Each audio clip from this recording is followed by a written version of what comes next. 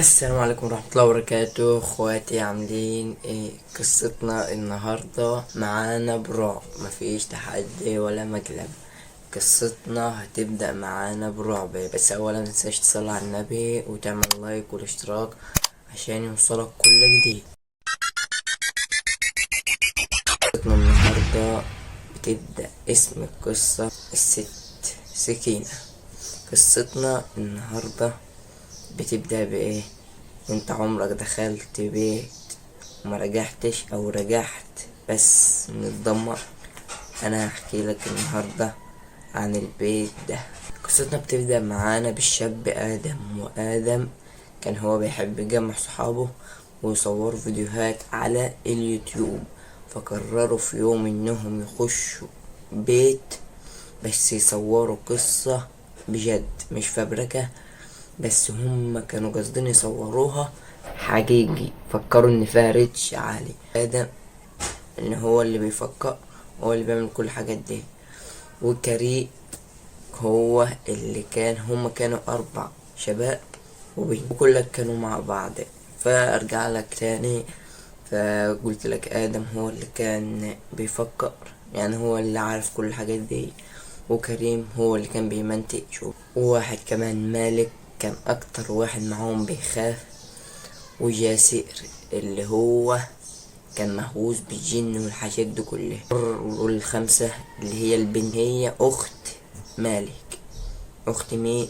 مالك. بس قررت انها تطلع معاهم المغامرة دي. البيت كان باين عليه ان هو مهجور جامد، كان في ريحة وحشة طالعة منه. فطبعا هم قرروا انهم يخشوا البيت. اول ما دخلوا البيت الباب خبط، قفل لوحده. فضحكوا، فقاموا جايلين اكيد دي تهيؤات او اي حاجة من دي. فطبعا نورهان قالت انا حاسة ان في حد بيراقبني من ورا. ساعتها جاسر لقى صندوق، فتح الصندوق لقى فيه ورقة مكتوب فيها اللي فتح الصندوق ده فتح باب ما يتقفلش عليه.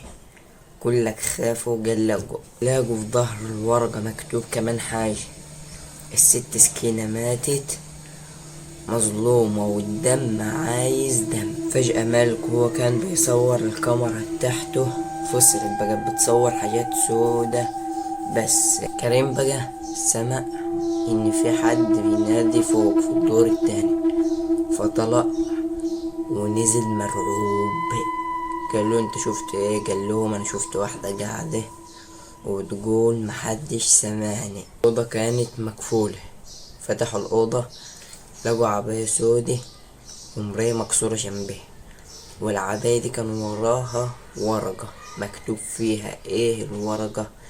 مكتوب سكينة مظلومة ومحدش سامعها. دي تاني مرة الجملة دي تتكرر، معناها ان في الموضوع. المراية كان في دولاب وراها. ادم بقى من كتر غبائه قرر انه يفتح الدولاب. فتح الدولاب من هنا، سكت، ما عادش بينطق، وعينه بقت سودا خالص، وما عادش يعتبر هو مش عايش اصلا.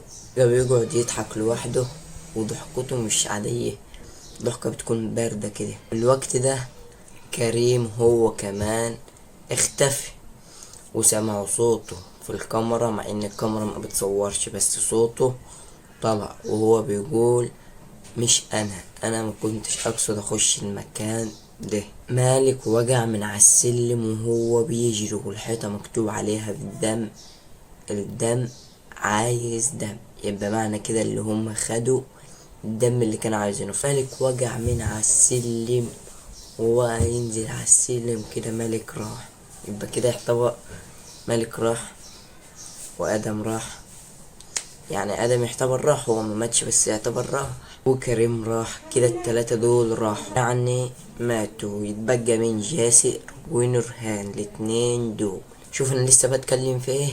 جاسر اتحبس في اوضة والكلام مش مفهوم نهائيا. ساعتها جاسر وادم ومالك وكريم، الاربعة دول يعتبر ماتوا. يبقى خلاص هما راحت عليهم كده. فاضل مين؟ نورهان. نورهان بقى بتحاول انها تطلع برا وتجري طلعت برا، لقت القرية اللي هم فيه النور كله طافي ومفيش حاجة باينة. ففجأة لقت قدامها الست سكينة وعينها بتنزل دموع وبتتكلم بكلام وهي روحة، وتقول له انا لسه ما خدتش حقي واللي ظلموني اختفوا. معنى كده ان كريم وآدم وجاسي ومالك كانوا ظالمينها. احكي عني بقى ايه، وهي بتقول لها ست سكينة لسه احكي عني وخلي الناس تعرف حكايتي وخليهم يشوفوا بنفسهم ويجوا. ومن ساعتها اختفت ونورهان طلعت برا، لقت كل حاجة زي ما هي. وبكده قصتنا تكون خلصت. رب القصة تكون عجبتك، وما تنساش اللايك والاشتراك عشان يوصلك كل جديد. استنى فيديوهات جاية هتكون احسن ان شاء الله، الجاي كله احسن ورا احسن. سلام اخواتي.